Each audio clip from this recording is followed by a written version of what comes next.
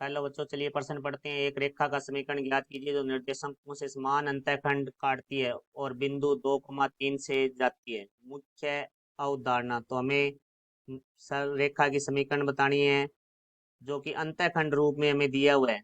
अंतःखंड दिए हुए हैं, तो अंतःखंड रूप में हमारी रेखा की समीकरण होती है, वो होती है x/a प्लस y/b बराबर 1। अब हम प्रश्न के बारे में बात करते हैं। वो कह रहे हैं समान अंतःखंड काटती है। ये हमारा जो a होता है वो x अंतःखंड होता है, b होता है वो y अंतःखंड होता है।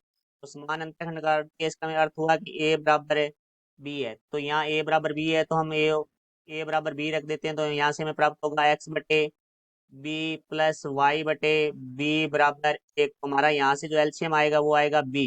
तो यहाँ से आ जाएगा हमारे पास x प्लस वाई बराबर 1।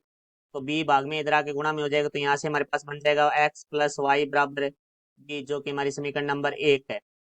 तो ये बिंदु है वो हमारी रेखा से जाता है, तो ये रेखा को संतुष्ट करेगा। तो हम लिखते हैं बिंदु 2,3 रेखा से जाता है, जो रेखा को संतुष्ट करेगा। तो रेखा को संतुष्ट करेगा, तो x का मान है वो हमारा 2 हो जाएगा, y का मान 3 हो जाएगा। तो यहाँ से आ जाएगा 2 प्लस 3 बराबर b। तो यहाँ से b का मान आ जाएगा हमारे पास 5, और b का मान है वो हम समीकरण नंबर 1 में रख देंगे, जो कि हमारी x प्लस वाई बराबर b है। तो यहाँ से आ जाएगा हमारे पास x प्लस वाई बराबर 5। तो ये हमारी रेखा की समीकरण होगी जो समान अंतःखंड काटती है। ये हमारा उत्तर हुआ। आशा करता हूँ समझ आया होगा। धन्यवाद।